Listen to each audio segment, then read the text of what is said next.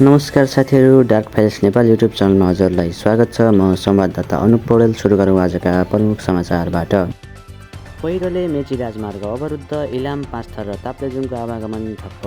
अब समाचार विस्तारमा। निरन्तरको वर्षाले मेची राजमार्ग र झापासँग जोड्ने दुवै वैकल्पिक सडक बन्द भएपछि इलाम, पाँचथर र ताप्लेजुङको आवागमन ठप्प भएको छ। यातायात अवरुद्ध भएसँगै बिरामी यात्रु र मालबाहक ढुवानी समेत प्रभावित बनेका छन्। मधेसमा बजेट ल्याउन सकस सरकार घेराबन्दीमा। आगामी आर्थिक वर्ष 2083-84को बजेट ल्याउने तयारीमा रहेको मधेस प्रदेश सरकार यति बेला राजनीतिक विवाद र संसदीय गतिरोधको सामना गरिरहेको छ। मधेस प्रदेशका प्रमुख डाक्टर सुरेन्द्र कर्णले प्रदेशसभा सरकारको नीति तथा कार्यक्रम प्रस्तुत गरेको 2 साताभन्दा बढी समय बितिसक्दा पनि त्यसमाथिको छलफल टुङ्गिन सकेको छैन। रसुवागढी जलविद्युत आयोजना अस्थायी रूपमा बन्द। लेन्दे खोलामा आइतबार साँझ पानीको सतह बढ्दै लेदो मिसिएको बाढी आउन थालेपछि पूर्व सावधानी स्वरूप 111 मेगावाट क्षमताको रसुवागढी जलविद्युत आयोजनाको विद्युत उत्पादन बन्द गरिएको छ।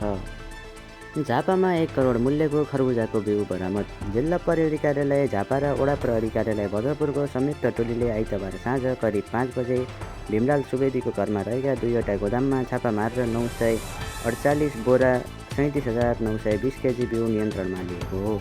प्रहरीका अनुसार बरामद गरिएको बिउ भद्रपुर भन्सार कार्यालयमा बुझाइएको छ। एउटा बोरामा 40 केजीका दरले प्याक गरिएको उक्त बिउको अनुमानित मूल्य करिब 1 करोड रुपियाँ रहेको जानकारी पाइएको छ।